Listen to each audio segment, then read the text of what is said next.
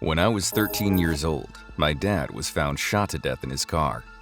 The day was March 13th, 1993. Now, 30 years later, we still do not know who was responsible. This is his story. John Robert McCord III was born on June 3, 1961, and raised in Columbia, South Carolina. My father ran McCord's Bait and Tackle until his mother passed in 1986 when John was 25. As many people do, my dad had his demons. He battled with drug abuse, but around the time of his death, he had committed to turning his life around. I still remember the summer before he was taken from us, when he drove my sister and I down to Panama City, Florida. We visited the Miracle Strip Amusement Park and Shipwreck Island Waterpark.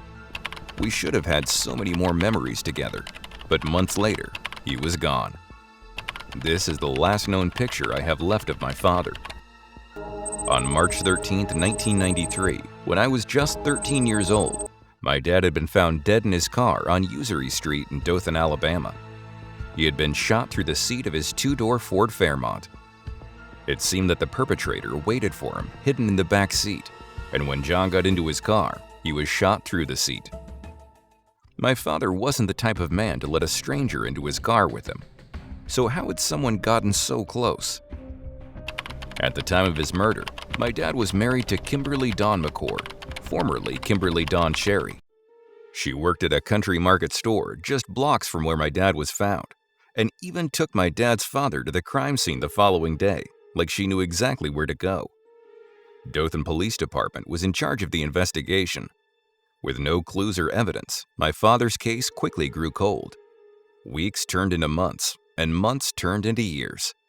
Many years later, an investigator mentioned there was a 35 to 40-minute window where Kimberly had not been seen on any of the store's surveillance footage. To add to our suspicions, Kimberly has refused to speak to any of the family about what happened to my dad. In 1998, we bumped into her at Eford's Grocery in Cowarts, Alabama. As Kimberly made eye contact with my grandfather and I, her face turned white. It was as if she had seen a ghost. She promptly went the other direction and soon left her job there. More years went by with little movement on the case. I can't help but feel that Dothan PD didn't take my dad's murder very seriously due to his previous history of drug use. In 2005, I bumped into Kimberly a second time. As luck would have it, we were both working at the same Walmart. I tried to greet her and ask how she'd been, and was met with the same reaction as before. I would never see her return to that job after that day. In 2013, 20 years after my dad's murder, my sister wanted to try and get some answers. She managed to get hold of Kimberly's phone number from a mutual friend and called Kimberly, leaving a voicemail asking her to call back. A week went by with no reply, so my sister decided to ring again. That number was no longer in use. Other than this unusual behavior, we have not had any clues or evidence on what happened to my father that tragic day. John McCord was buried in the Garden of Memory Cemetery alongside his mother and later his father. My grandpa passed away without getting any closure on his son's death. The gun used to kill him, which was found at the scene, was reportedly buried in his casket. John was taken away from a family who loved him and was deprived of his basic right to life. Someone out there knows what happened. Someone out there is responsible for his death. Sadly, John's story is far from unusual.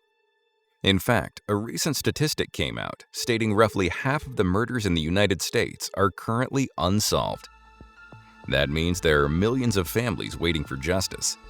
There is currently no nationwide database that tracks all murder cases and the state of each case, making it difficult to know exact statistics. As time passes, with no new leads or breakthroughs in these cases, the families are left wondering what happened to their loved ones. Contact from the police departments will slowly fade, and officers will sometimes move on or be promoted, no longer handling those particular cases. This makes it incredibly difficult for the families to know what's going on with the state of the investigation, leading to a real sense of helplessness and anger. All of these people deserve justice, and one of the best ways we can help with that is by raising awareness. Numerous cases have been solved after they were brought back into the public eye. Maybe, just maybe, that could happen for John McCord and his family. John Robert McCord III's father went to the grave, never knowing what happened to his only son. The hope is that the rest of those who knew and loved him will not have to go through the same. This is True Crime Expresso, and today's case was a subscriber's request about the case of the unsolved murder of his own father. We are community servants and want to help those in need by spreading awareness on cold cases that have been long forgotten, in hopes of bringing justice or closure to the families. If you have any information about the case, you can reach John McCord in the email below. If you have a case you would like the team to cover, send us an email in the description below.